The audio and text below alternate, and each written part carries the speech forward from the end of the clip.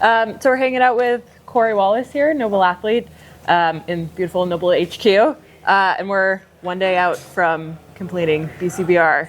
How do you feel? Yeah, bit of a post-race hangover right now. It was 12 days in a row, just nonstop, go, go, go. So woke up this morning, there's no race to go to. I was lost. Yeah, town pretty vacated too. Yeah, I'm like, what do I do today? You come here and chill with us is what we do. Yeah, get your wheel serviced, and yeah, happy to chat with you and get to know you a little bit better. Yeah, you haven't visited yet, so perfect opportunity. If I were to introduce you to somebody, I'd say you're an endurance cyclist, maybe an off-road endurance cyclist. Am I close to how you'd describe yourself? Yeah, no, I grew up mountain biking, longer the better. And now you do a bit of everything, just gravel racing, blah, blah, blah. But yeah, deep down, I'm a marathon mountain biker. Okay, Longer the better, bigger the better. Sweet. And do you ever have a hard time explaining what you do as an athlete, like being pretty well-rounded and on top of racing? You're on your bike so much more than that. You do a lot of, I would say, kind of like self-guided exploratory riding too. So do you have a hard time kind of like getting across the scope of what you do to people? I just kind of roll with it. I think most people just put me in the spectrum of like, oh, long distance, you can go a long time and at a steady pace. But I don't think they realize that I can go fast too, short distances. So I use that to my advantage at some races. So I won a marathon championship against the best XC guys in Canada one year. And I think that caught people off guard. It's like, oh, I thought I was just a 24-hour guy, but but I like to go fast too.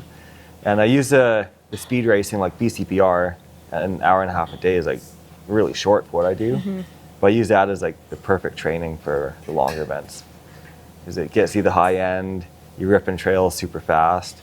And you go to these 24-hour races or longer races, and all of a sudden it feels not easy, but you're well in control.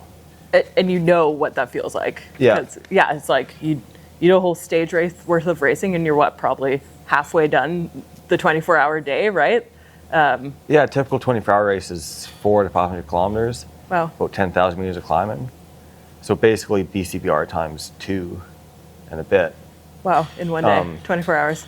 So it's just a total different type of racing. But I loved it, like trying to chase the guys up the climbing trail and like just going full gas and hit the trails, trying to hold wheels and totally. It's cool. So one of the things I'd say you're most known for is being 24-hour mountain bike world champion. Now 6 years running, going for 7. I'd say this is probably a very small niche of the cycling world that people aren't too familiar with. So maybe give us a little quick and dirty about how you got into it and what it's like now. Yeah, 24-hour racing is kind of like a bit of a fringe sport for sure. When I grew up, the big one was 24 hours of adrenaline. They had 8 races across North America and 1 in Canmore. So my buddy talked me to go into it one year, and I was just blown away, like 1,500 people, the energy, like it was such a wild experience. The first 6 hours is like a normal bike race. All of a sudden it's like the sun setting, then the night lapse, the sun, like what you go through in that 24 hours is like you don't forget it. You remember every 24-hour race I've done, I remember. Wow. So I just think the whole experience is amazing. And 24-hour racing is definitely not a big part of the sport, but I find it the most challenging part because you still go fast and it's like no sleep, you got to get the nutrition right. Once a race starts, you got to be dialed. So the week before, you just got to make sure you're getting the sleep in, getting all the food ready, make sure the pit crew's ready. Because once the gun goes off, you don't stop for 24 hours. What do you find the most challenging logistical part of a race? Of 24-hour race? Yeah. I think just making sure the pit crew's dialed in. Yeah, because after 12, 14 hours, you're not thinking straight. Totally. So you'll be doing a lap and thinking like, okay, I need water and this when I come through. So I come through the pit and the pit's like, what do you need? I'm like, They got to kind of know. You just draw a blank. Based on things you told them before, just kind of knowing you. I'm sure some of them are pretty close to you. So one of my good buddies, Leighton Poitman, I used to always race against him. And he watched me at World Champs a number of years, always just miss it. And it was partly because every time I had a new pit crew. And it's just a bit of a learning experience for both sides. But he's just like, you know what, I'm coming with you to the next one. Because he's raced multiple 24-hour races, and he just knows what it is. So that's the first one I won in Italy, 2017, I believe. Cool. And the pit crew is the main part of it in that one, because we just were so dialed in. Mid-race, he knew I was cracking. He just like gave me the special mix I needed, or like Special mix. Never tell anyone what it is. Yeah, so no, that's a big part of it. Just being fully dialed and rested the days coming up. You don't want to be running around burning your energy. You want to be set up like Tuesday, and then Wednesday, Thursday, just be chilling. Yeah, Friday, ready to just like head down, race. Yeah, that's all you're there to do. You can fake it for 12 or 14 or 16 hours, but you can't fake it for 24.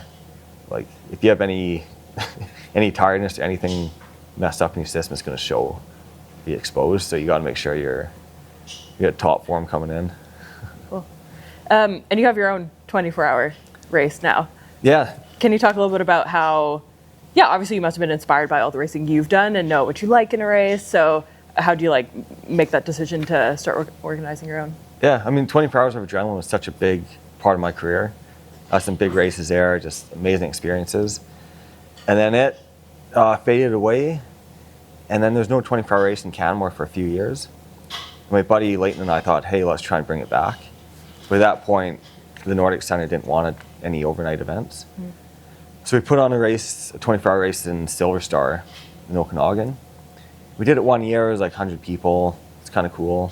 The next year, COVID hit, so it was canceled for 2 years. And then we tried to get it going again, but it just wasn't interest. But at the same time, the Nordic Center gave us a call and just said, hey, I don't know if they called us, but we got news that they were open to 24-hour race again. So we had a meeting with them, and yeah, we got a chance to host a race there. So what happened is we basically folded the Okanagan one and put all the energy into Canmore. And it took a while to take off. The first 2 years were really slim. And then my buddy, he makes good money doing stonemasonry. He's like, man, I can't do this anymore. We're just like losing money. He's like, whatever. And I couldn't blame him. But I thought we've invested a lot into this. So I pushed through the last year, the third year of the event. And numbers went up to like a couple hundred. And then going into the fourth year, we're up to nearly 300. So it's in the right incremental growth trajectory right now. We definitely need more. I think it was like 500 riders be a nice energy there. Yeah, I mean, you said one of the first races you were at, there were 1,500 people. So obviously this field's a little bit smaller. Yeah. I mean, do you think there's any reason why 24-hour races are, a little less popular now? I mean, are people less tough? Are they less willing to do that kind of thing? Is it like a marketing issue? I think it just went in a cycle. It was huge and then it came down. But a few of the 24-hour races are still going. 24 hours of Solstice in Ontario, 24 hours of Old Pueblo in Arizona, right. They've kept going. And they sell out in a couple hours. True. Like 2,000 riders. So it's still a thing. But I think once people forget how fun it is and how laid back it is, you have to remind them. So in Canmore, it's hard to get people to come because they're like, oh, it's going to be so hard, like racing all night, we won't sleep.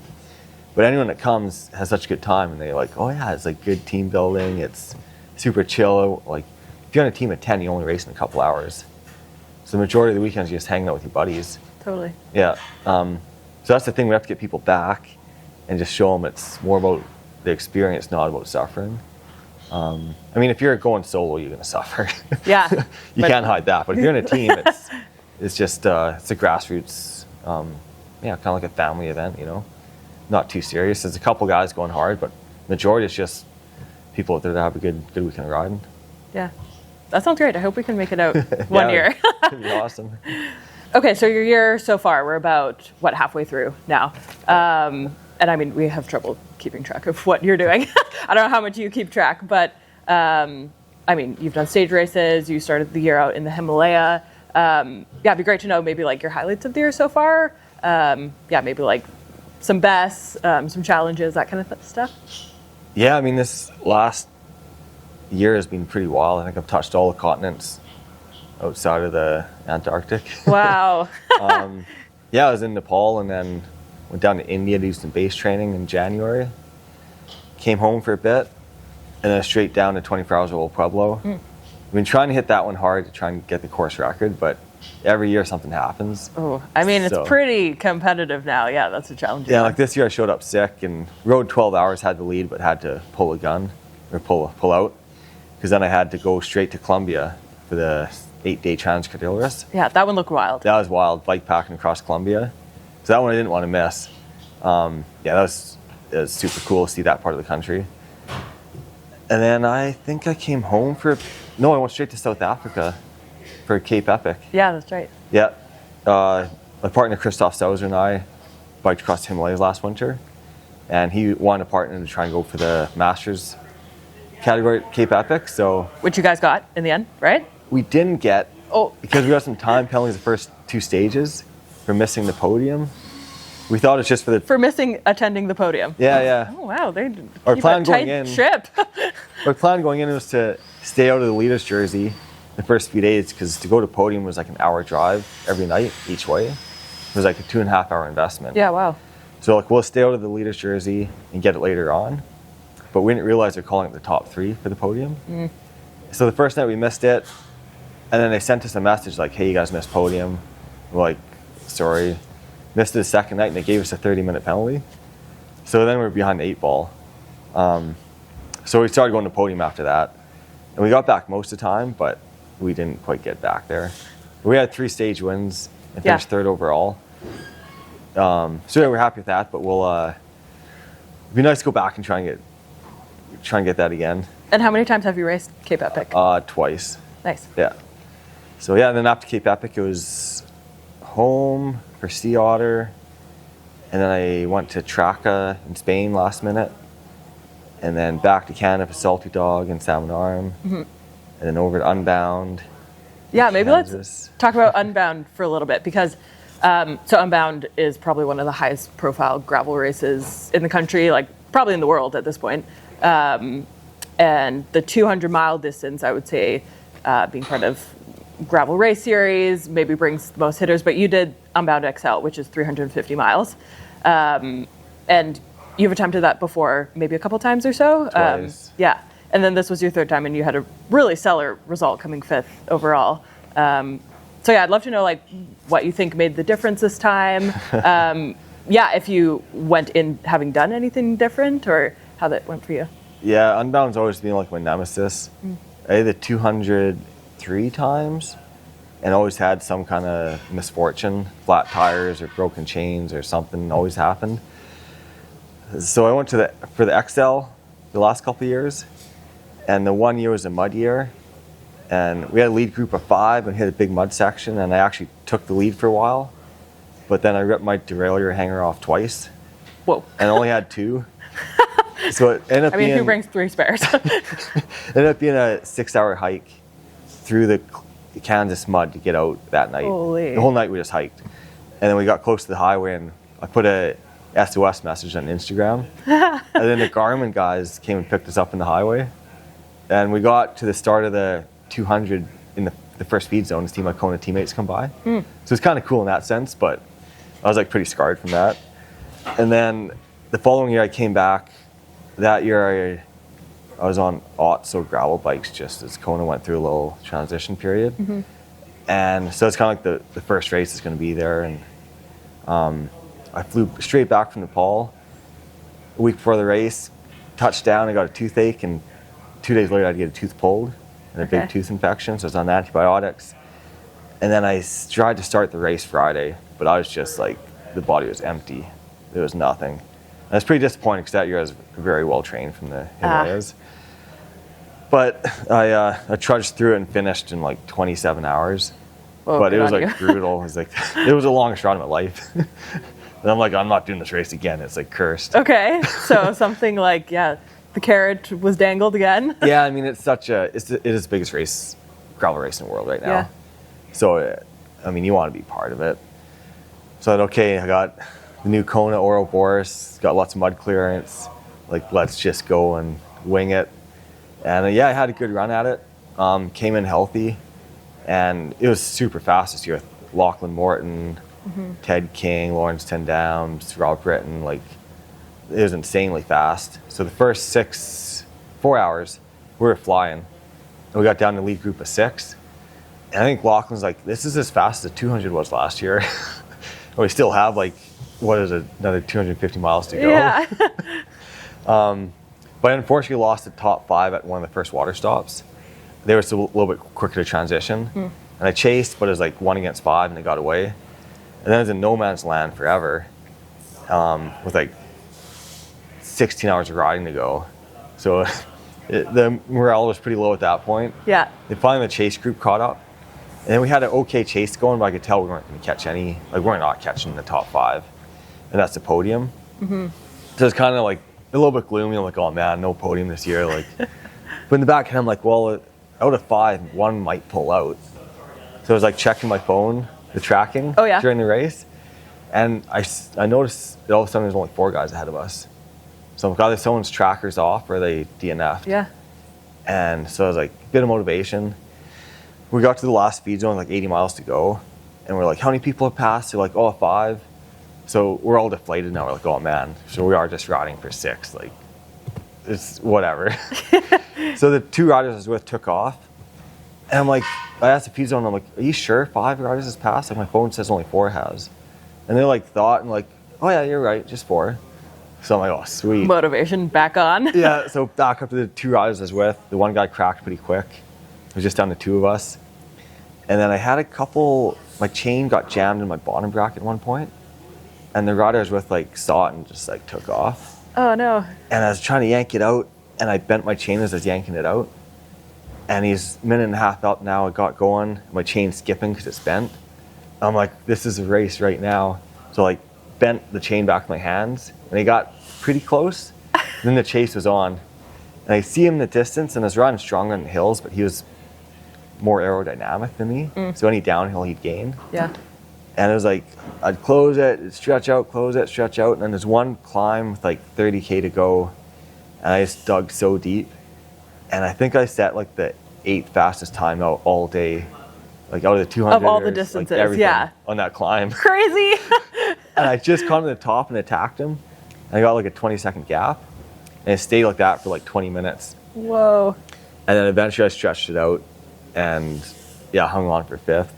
A couple of minutes. But yeah, I was pretty motivated to, like, this is my chance to get a podium here. Like, it might be another half a decade before I have a clean run again. So yeah, it's sweet to kind of. Dude, that's amazing. I didn't realize how, like, yeah, the drama of the story of the whole day. That's a pretty cool. No, it came down to progression. it. And yeah, no, so it was awesome to finally have a good run there. I feel like I'm at peace with that race now. Crazy. And then from Unbound, any other highlights between then and now? Unbound, it's been kind of non-stop. I went straight to Festivus to Gravel, part of the Gravel Earth Series by Edmonton. My buddy was putting that race on, so I want to support it. It turned into a 6-hour like grudge match, and it's like soft gravel. Ooh. And then the weekend after, it's Gravel Nationals. Right. In my backyard in Alberta, so I didn't want to miss that. And that went pretty well. Just missed the lead group, and then Rob Britton and I chased all day, a minute or 2 back, which is kind of frustrating. But anyways, it's nice to compete. It's national championships, you want to be there. Just a couple minutes off the win. We were all pretty close at the end. Nice. And then after that, it was straight to the island. I had a week off to kind of prepare for the Oregon Trail BC bike race doubleheader. Giant block. Yeah, and I hadn't been on my mountain bike in ages. I mean, the Salty Dog race, and that was it. So there's an Island Cup in Victoria the Sunday. So won and raced that. On the ferry Monday, drove down to Oregon, and then Oregon Trail started Wednesday. But I picked up a stomach bug and was sick for the first 2 days there. So I didn't think I was going to finish. But luckily, day 3 is like a short time trial, and it kind of gave the body to reset. And I had a strong finish, 4 and 5. Finished in the podium on the 5th day got the KOM. Oh, sick. Yeah, mid-race, it was like lead group of 11. And I think I was a little bit fresher because I was sick the first 2 days. So I attacked the guys, and I was on my own for a couple hours. And then like half hour from the finish, 4 riders caught me. But I got the KOM just before that. They were catching me just before the KOM, but it was at a 2,000 meter pass and it's a bunch of snow piles. Oh, whoa. And I was like, there's no way they can beat me in the snow piles. Yeah. So I hit None this of them note. have trained in Nepal, that's for No. sure. So I was like, I can't, like, I'm winning this KOM. So like ran across the snow piles and got the KOM. Nice. But then kind of just hung on for fifth that day. But it was nice to finish off on a high note. Totally. But at the same time, there's a lot of energy to burn, because then we had to hop in a car, drive 7 hours, camp at the Port Angeles Ferry. Next morning, got on it, went through customs, went home to the place in Victoria, dropped off the gravel bikes, picked up the mountain bikes, and straight to BC BR Prologue in Duncan. And we couldn't get to the pro start at 1:45, so we decided to hit the last start, like Okay. behind the 400 riders.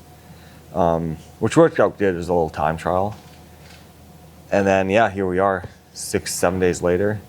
And like once you stage race to start, it's just like boom, boom, boom, boom, boom. It's but yeah, definitely feeling it. So yeah, it's 12 days racing in a row, and yeah, take some time off now. Nice.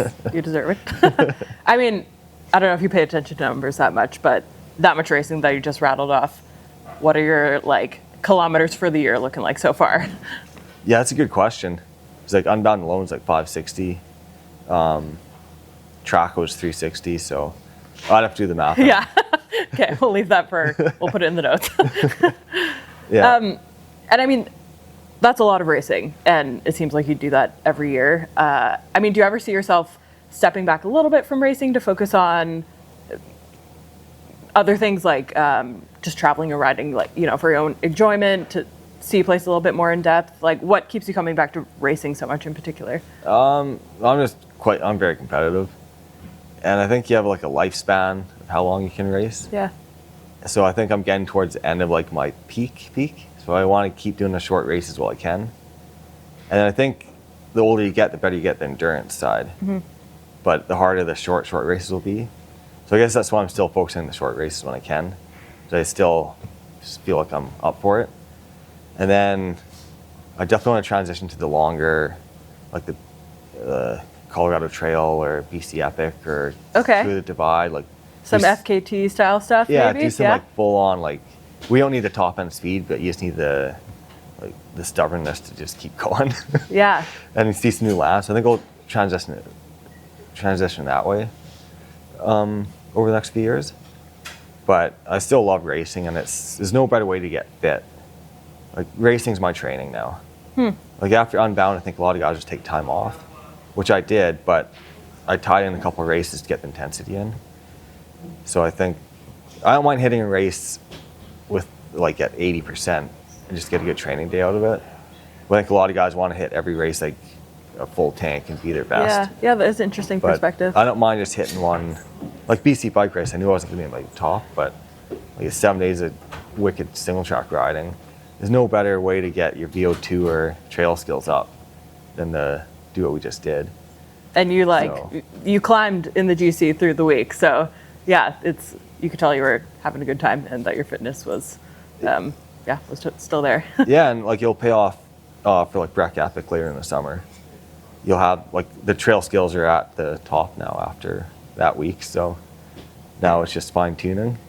But yeah, I think that's the reason why you just keep racing. Just I like the community, like the challenge. Just for me, it's not mentally stressful racing. It's just like a training ride. So I think that's the main point.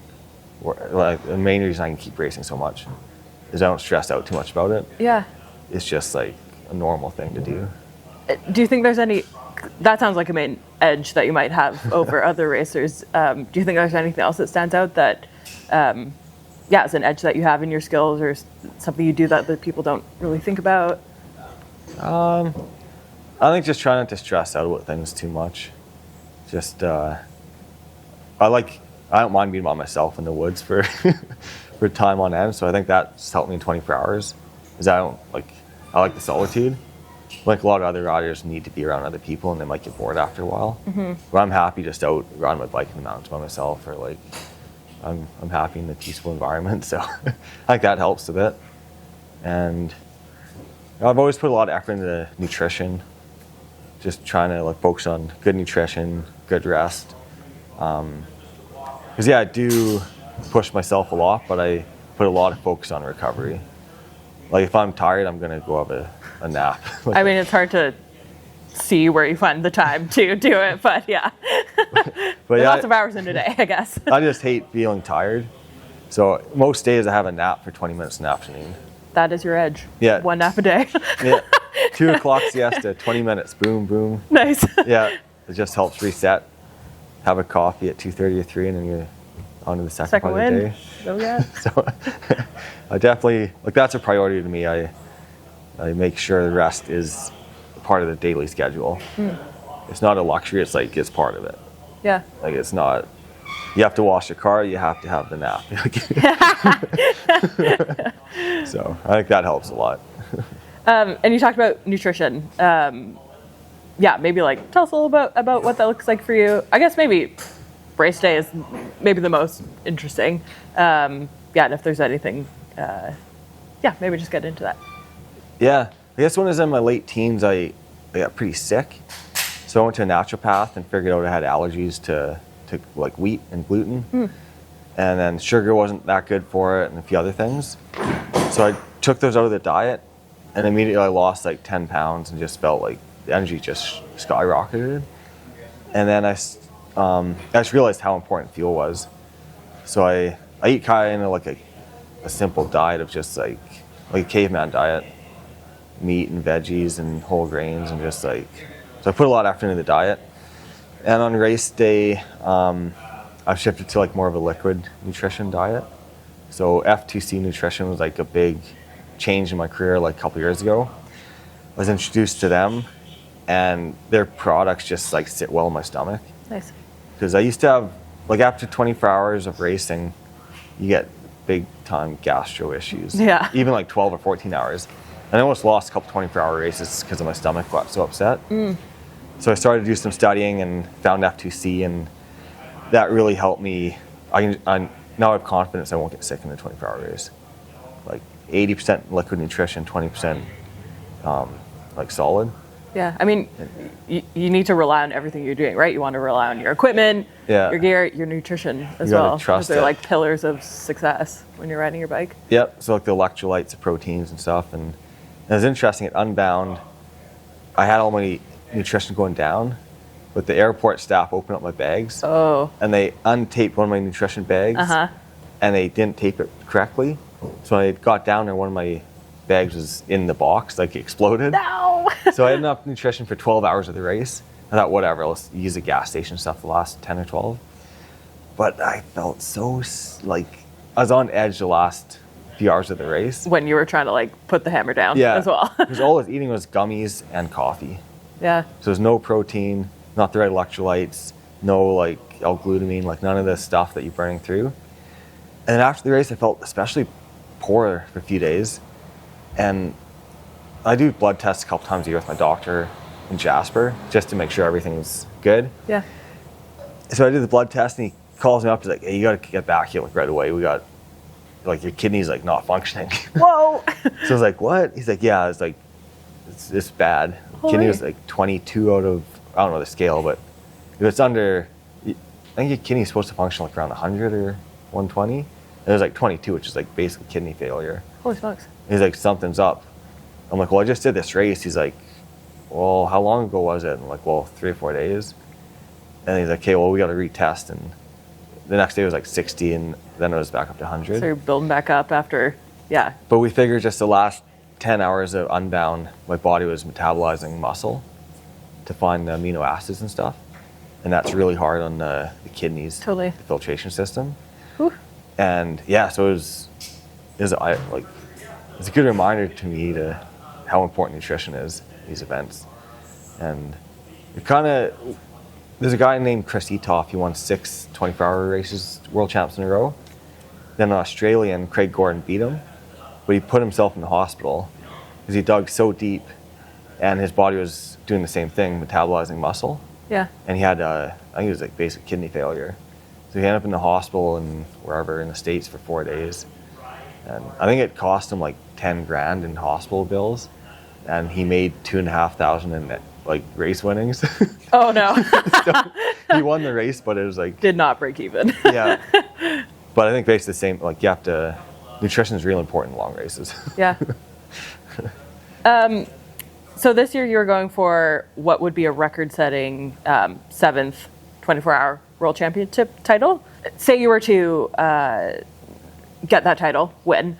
Do you think that would check a box for you, and you might feel less inclined to go back for future races, or do you think you'll keep doing that like as long as you can, as long as it's fun? I love doing at least one 24-hour race a year, just because it pushes you to a different limit, and just like I'm almost like addicted to that feeling of like 4 a.m, just kind of totally cracked, and I think I'd still keep going for sure. I just love the challenge of it, but yeah, I never thought I'd be that close to the title or the record.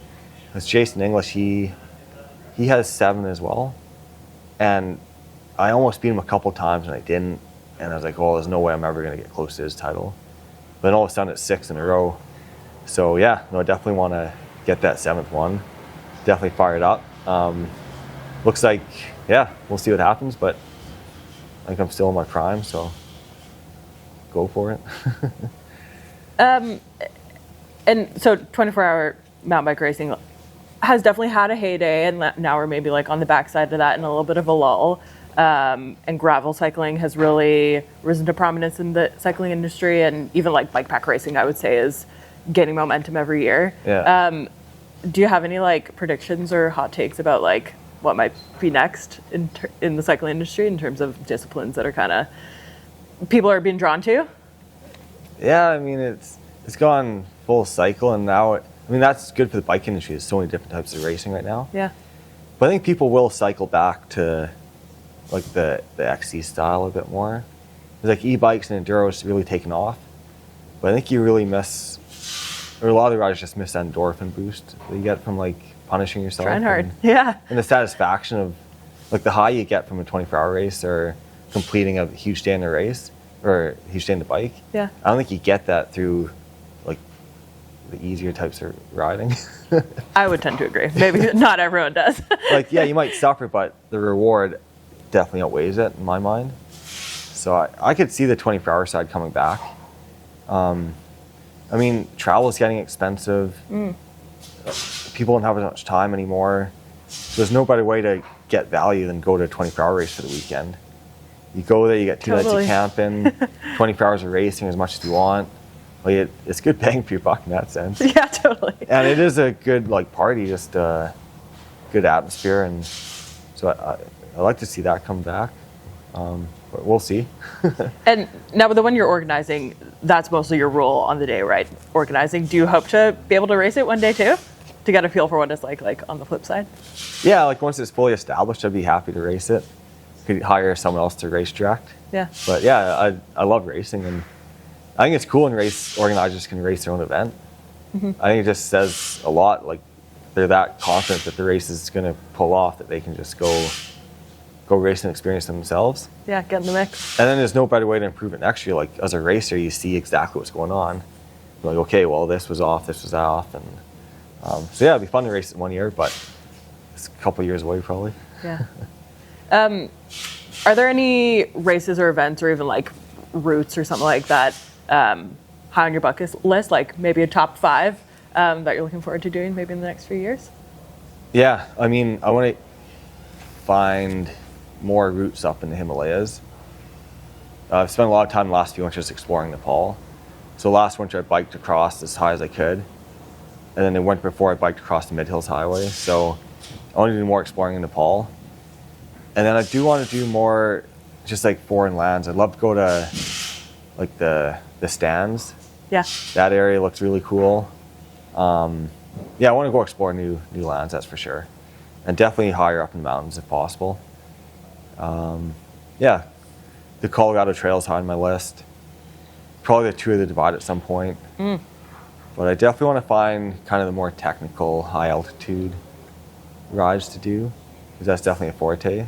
Yeah, those two things together, you feel like that really like hits the spot for you. High, yeah, so that's why I want to focus on more on the ones that really suit my style.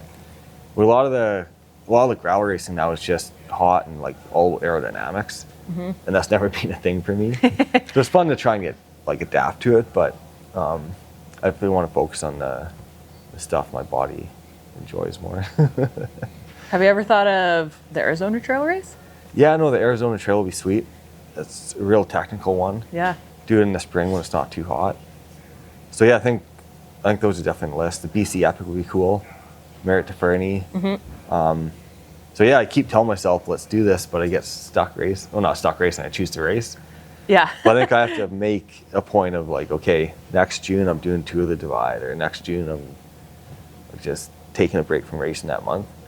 So I think there's time to do both. I just have to make that commitment. And when you go somewhere new, especially these more kind of remote areas, not in North America, not in Europe, how do you get intel about where to go? What's passable? Like, are you into looking at maps, or do you connect with locals there, try to find riders before you go? Yeah, a lot of it is on Strava heat maps. We can just see like where people have ridden.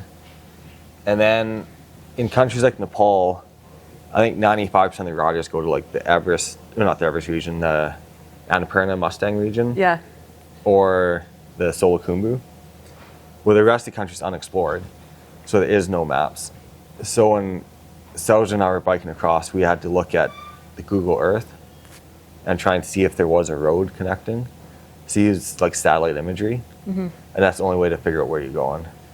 But even on that tour, like we'd use what is called Maps, or some of the offline maps, and it'd show like one big climb of the day, and then we're going to cruise into this town. But another 2,000 meter climb would be in the middle of there. Like the maps just don't exist. Wow. So you get these surprise like 4-hour climbs. And were you ever surprised by something that like really didn't go, and you had to do a weird hiking your bike thing, or like a real curveball like that? Yeah, one day we had a big day on deck, and we're like, we got to leave early, like really nail this day. We'll also get stuck in the middle of nowhere. So the first half of the day is going smooth, and we came to this. We were on a pretty nice, not nice, like a solid dirt road, and it just ended. And there's a river, and there's no bridge anywhere. So we like biked around trying to find a bridge, nothing. All we saw was like sketchy, like a steel crate to go across. Like a cable where you can like Cable pull way. yourself across. Yeah. But we're like, there's no way that's it. But that was it. And there was a guy there trying to, like, that's his job. He gets you across. And at that point, it made no sense because we had a motorbike guy with us. You have to have a guide in certain parts of Nepal. Oh, okay. So we hired a motorbike because they could keep up to us. So like, well, we're screwed. Like, he can't come on that. But no, they have a way of doing it. So, but when I looked at it, it was like rushing river. And like this looks super. We got to find a bridge. But Christopher's like, no, let's do it. So he like hopped in and zipped across. And then once he's on that side, it's easier because he can pull me across. Then we pulled the bikes across. Then they took off the basket and tied on the motorbike and pulled the motorbike across. So it was a whole thing. It took us like 2 hours. And then we made it across. Like, it was pretty cool. And the other side is a nice road too. But they just never connected it, the bridge. Crazy. But that threw us off because we only got halfway up the mountain that night. And it was like freezing, and we're going over a 4,000 meter pass, so we ended up staying in with a local that night, kind of in his like back shed or whatever. And it was a rough night. I remember in the morning we woke up just frozen, and we just lit a fire for like a massive fire for 2 hours until the sun came up. Then once the sun comes up, the temperature increases like 15 degrees immediately. Yeah. And then we went over the pass and continued on. But yeah, that was a pretty wild night.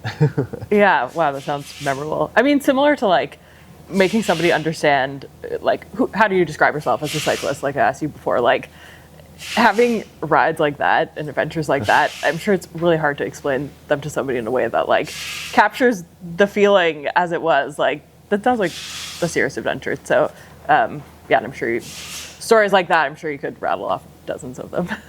Yeah, no, I mean, that trip every day was a story like that, because I think only 2 of the days had any record of people cycling on it. So the other like 20 days was just a mystery. And on the map, it's one thing, and it's like 50K, like whatever, looks easy. When you start going, it ends up being 80K. And there's a lot of basins in Nepal. So instead of like going down and then just like traversing across, it's all these valleys. So you have to like go in the valley, Oh, yeah. and then back out, Yeah. in and out, in and out. So it takes ages to go anywhere. Yeah. And the roads have no proper planning. So you'll lose like 200 vertical meters and you climb up 200 vertical meters. And like, so you never know. Like that one night we climbed up to 4,000 meter pass. We're like, okay, we can make it. But we climb up to 3,000 and it descends back down to 24. Oh no. And it's like, well, we just lost 600 meters. Yeah. So it's stuff like that. Just, you get kind of depressed as you're going down. It's like, Oh, for it's sure. like, oh man, like, Yeah, you can't be fixed to any kind of schedule in your No. head, I'm sure. no, just like, you know what, let's just get up and leave early. And then once it gets dark, we have to be within an hour or two of somewhere. And as long as we stop by like 7 o'clock, it gives you time to have food, shower, a bit of rest. Mm-hmm. But a couple nights we pushed on to like 10 o'clock, but it really like sets you back. Because then you don't get a proper sleep, it's late, you got to shut it down, I think, a couple hours before bedtime, just to refuel, rest, and Is one nap a day still a thing when you're riding your bike all day? no, when you're Little dirt riding, nap? nah, when you're riding all day, you're just going. You're committed. Yeah, unless you're completely bagged, but yeah. Nice. Thanks for coming today, Cory. And sitting down and chatting with us. I honestly feel like I could keep asking you questions forever. You have a super interesting life. One of the busiest riders I can think of. Up to really awesome things on your bike.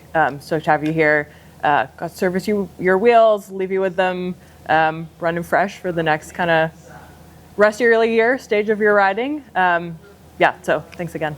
No, thank you. It's my pleasure to come visit you guys. I wish I could do it more often. And yeah, really appreciate the wheels and the servicing. And I'm fully confident that they'll be ready to go again. And it's one thing to not be in my mind when I'm racing, right? It's just Nice. knowing the wheels are the fastest and Glad we can toughest help possible. that tiny bit. Yeah, no, it's awesome. So thank you. Yeah.